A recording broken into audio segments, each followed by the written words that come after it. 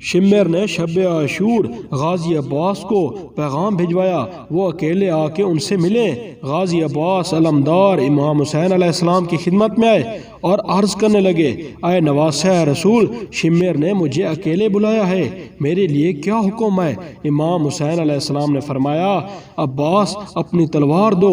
غازی عباس سے تلوار لی اور فرمایا، جاؤ عباس، ورنہ کل دنیا یہ کہے گی ہم تو بات بھی کرنا چاہتے تھے لیکن رسول اللہ کے خاندان نے بات تک نہیں کی۔ عباس جانے سے پہلے ایک بات یاد رکھنا، ہم یہاں لڑنے نہیں آئے، اگر شمر کی بات پہ جلال آئے تو میری اس بات کو یاد کر لینا۔ غازی عباس علمدار اپنی تلوار امام حسین کو دے کے عاشور کی رات فوج یزید کے پاس جاتے ہیں۔ شمر نے غازی عباس علمدار کو ایک تنہا جگہ لے گئے، یہ کہتے ہیں، اے عباس، تیری شجاعت کے جوہر میں نے جنگ صفین میں دیکھے ہیں، تو اس سے بڑا بہادر اس عرب کی زمین میں کوئی نہیں۔ اے عباس، کیوں اپنی جوانی اور شجاعت کو حسین کے لیے قربان کر رہے ہو؟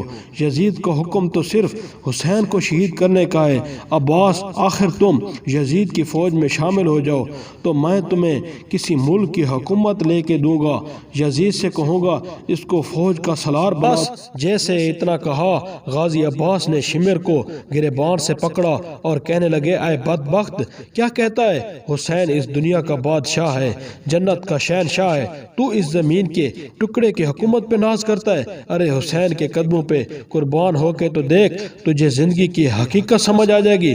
خدا کی قسم، اگر میرے ایک ہاتھ پہ سورج اور دوسرے ہاتھ پہ چاند بھی رکھ دو تب بھی میں حسین کا ساتھ نہیں چھوڑوں گا اور اپنی زندگی حسین کے قدموں پر قربان کر دوں گا۔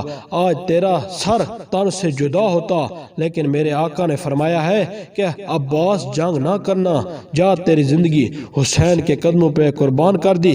یہ کہہ کے امام حسین کے قدموں پہ آ کے بیٹھ جاتے ہیں۔ سلام ہو شہنشاہ وفا جناب عباس علمدار پر، سلام ہو ان کی وفا پر۔